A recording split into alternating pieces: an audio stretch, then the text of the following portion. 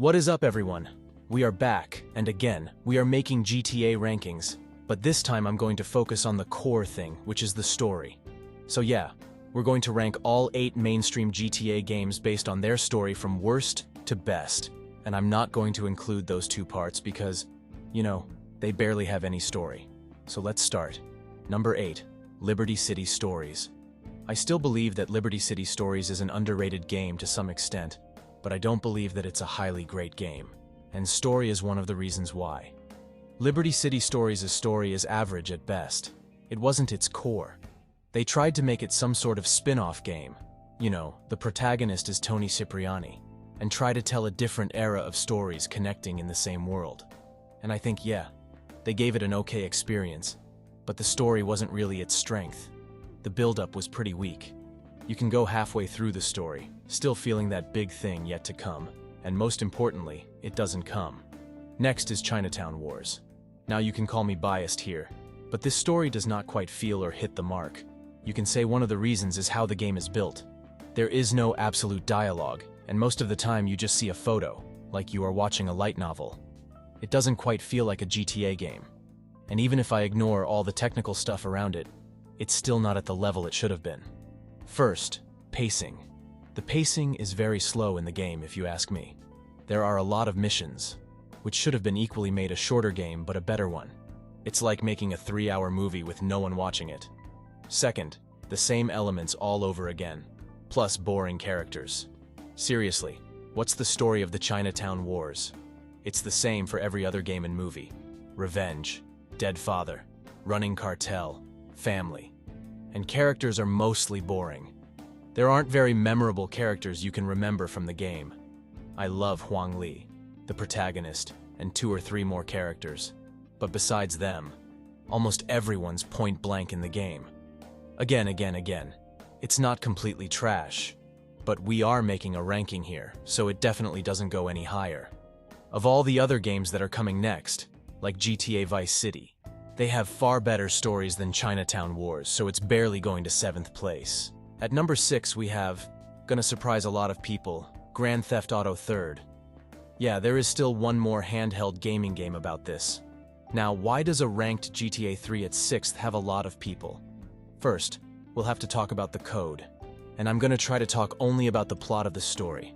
I think GTA 3 did a great job for its technical limit at that time to show actually good characters. And when you play GTA 3 with Definitive Edition, recently, GTA 3 Definitive Edition got a lot of feed, but I think it's still a great game, at least for GTA 3. I don't think about GTA 7 though. GTA 3 had good characters. Even the protagonist, even if Claude never speaks, can tell that he's a badass and a dangerous man. And the story was good, but it had a lot of flaws, which we can't really ignore.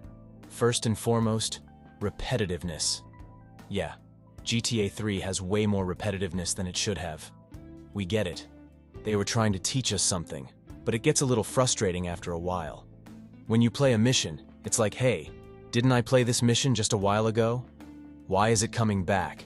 And GTA 3's main story build-up, like, when you start to feel like I'm seeing a magnification story, it comes to a real end. When there are only 5 or 6 missions left, that's where GTA 3 gets to its core. We get to see the villain and who is going to die type of stuff. Before that, it was repetitive stuff pulled over and over again. But don't take me wrong, it had a satisfying conclusion. That's the best thing you can ask for, and it won Game of the Year. And I think it should default to Game of the Year. But in 6th place, which is not bad, it's still better than 2 games. Coming in at the 5th spot, we have Grand Theft Auto, Vice City Stories. Now this one may raise some eyebrows for not placing higher, given its name attachment to the beloved Vice City setting. But let me break down the objective pros and cons of landing VCS just outside the podium placements. First up, Rockstar definitely deserves credit for further exploring a fan-favorite city with some style and flair, even on limited PSP hardware at the time. Seeing 1970s Vice City on the brink of great change remains a captivating backdrop, almost a neon-lit calm before an eventual hurricane of events still to come. And protagonist Victor Vance's journey from ex-soldier to rising street hustler offers a grittier ground-level view of the expanding criminal underworld from later games. That said, While moments of building mob influence connect back to Vice City lore nicely, the overall plot lacks some major punch or personality that distinct chapters like Vice City brought. Victor isn't as charismatic a lead as Tommy Vercetti, and side characters like Drug Lord Marty or wannabe Gang Lord Brian rarely eclipse past memorable psychos. It's not bad per se, it's just playing things safer than I expected from its racy title. Additionally, certain missions repetition does drag at points to pad runtime, which you also noticed in GTA 3. And the story conclusion, while poignant and sending Victor off with a bang, happens long before the final credits, preventing a climatic closure similar to Chinatown Wars' last act fizzling. I think it's a perfect place. At number 4 we have GTA 5. I mean, I get why people like GTA 5's story so much. It was literally one of those games that set industry standards to the next level when it launched. And not gonna lie, GTA 5 is really close, really frickin' close, to getting into the top 3 for me too. I mean, the story was great, but it still lacked some key elements if you ask me. I think first and foremost, GTA 5's story issues come from having a 3-protagonist system. What did it do? It actually took away the whole focused and sharp story for all these 3 characters, which we are so used to seeing in past GTA games. I mean, when was the last time we actually cared for all the playable characters? I like Michael, but Trevor's moments literally made me feel like he shouldn't be around. Franklin was fine, but at times boring too, you know. Other than that, the first half of GTA 5 has some really slow moments. I was literally helping Michael's son pick something from the store on one mission, and I was like, am I playing GTA or the next door dad simulator? Like, what was that? LOL. But you have to give them credit for amazing build-ups and missions in the second half. I completed GTA 5 again 3 months ago, and I still get goosebumps at some key story moments, you know. I think another issue comes with a lack of memorable side villains and characters. But again, it had a 3-protagonist system, so accepting that flaw is fine, I guess. But yeah, a lack of characters pulls it down. At times, it literally felt like we were the only guys in the city doing some mad stuff. Still, I think scoring an 80+ game down works fine at number 4. Landing at number 3, we got Vice City, baby. I mean, you gotta respect the OG hard when ranking GTA stories, right? Even today, this mob masterpiece from 2002 holds up to me. The big reason why is obviously Tommy V himself. Dude straight oozes personality, leading the charge to take over Vice block by block. I mean, Ray Liotta just nails it. Tommy feels super ambitious but also low-key ruthless, making deadly enemies left and right. But also weirdly likable too, you know? And how does Vice City let you feel that rise, starting small, until you build your whole empire? Unlocking businesses, taking over rackets, feels so satisfying, culminating in that Mansion Siege finale. Perfect wish fulfillment GTA power fantasy vibes there. I'll admit mission variety lags a bit behind later GTAs though. Some repetition, eliminating targets and such, for sure. But the world itself has so much flavor, and the stakes stay tense enough with Tommy's attitude, though there is no problem. So yeah, 20 years later, Vice City remains a GOAT-tier benchmark GTA story to me, landing easily at number 3 here. Tommy V just has that presence other protagonists struggled matching to date, in my opinion. This mob masterpiece still holds major weight in my book. Now at number 2, we have San Andreas.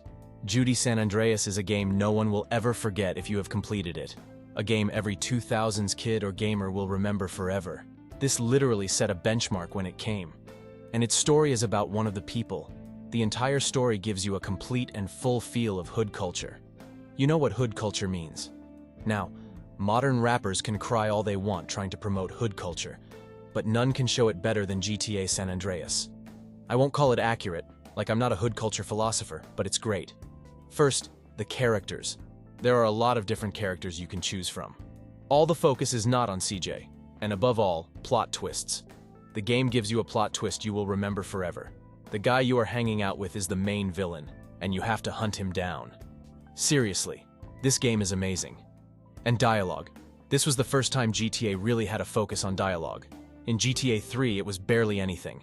They tried to improve in Vice City, but GTA fans and developers went all in. How to write a proper story. It's in the second. Now we have first. And you already know which one is the best GTA game when it comes to the fourth line, which is GTA 4. No GTA game has ever been as good as Grand Theft Auto 4 when it comes to story, at least. I won't say that it's the best GTA game ever. You can figure that out by yourself. What's your favorite? But when it comes to story, I don't think anything comes close to GTA 4. It's pure cinema. Like Martin Scorsese would say, it's absolute cinema. You can adapt this game into a movie, and it will sell like hell. It isn't any cliched story like, hey, this guy's father died, now he's come back for revenge, into the cities, make friends, kill blah blah blah. No, it's a proper story. And Niko Bellic is one badass guy. It never feels that the story is completely revolving around him, yet he looks like the sharpest piece in the game. An ending does justice. If the entire story is good but the ending does not do justice, then it's pretty useless, but that's not the case here. So that's why I believe GTA 4 has the best story. So these are my rankings, with GTA 4 at number 1 and Limited History at number 8. Now, your ranking might be different. Well, why don't you just go ahead and comment on what your ranking is for these 8 games? I would love to see that. We can discuss in the comments, and if you enjoyed the video, you know what to do. Like the video and subscribe to the channel, and I'll see you in the next one. Till then, take care. Have a nice day. And if you have any ideas about the video, you can comment down. I might make one. I make a lot of videos with my subscriber feedback, so I can pick you up too. Yeah, see you.